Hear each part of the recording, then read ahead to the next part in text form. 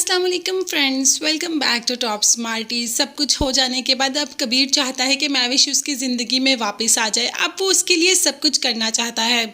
उसके सामने हाथ जोड़कर माफ़ी भी मांगेगा, गिड़गिड़ाएगा भी, मगर अब महविश को वापस जाना ही नहीं, क्योंकि जब महविश की इज्जत पर कोई भी बात आई तो कबीर साइड पे हो गया। उसने अपनी बहन भाइयों को तरजीह दी।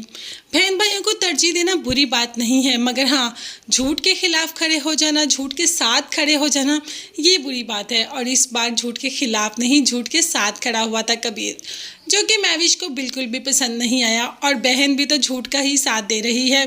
कबीर जो कि सब जानता है कि उसका बहनोई झूठा है, मगर फिर भी महविश पर ही इल्ज़ाम लगाया, उसी को माफ़ी मांगने का बोला। अब महविश अपने करैक्टर पर तो ये सब कुछ बिल्कुल बर्दाश्त नहीं कर सकती और इसीलिए वहाँ से चली जाती है। कबीर ने मिलवा तो दिया शोएब और फरी को, मगर हाँ, अपना घर यहाँ पर बर्बाद कर कर बैठ गया। और बहन को भी एहसास ना हुआ कि भाई ने उसकी वजह से अपना घर बर्बाद किया है। उसकी वजह से इतनी अच्छी बीवी छोड़कर चली गई, हंसता भसता घर बर्बाद हो गया।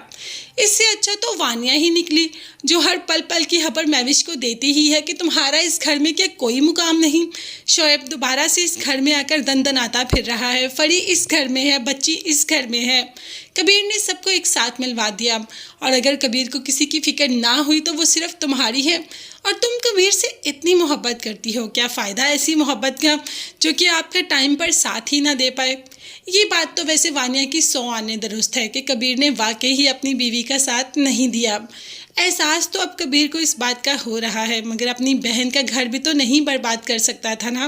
वो जानता है कि शोएब गलत है, मगर फिर भी उसने शोएब को ही तरजीह दी, क्योंकि वो चाहता है कि उसकी बहन अपने घर में खुश रहे।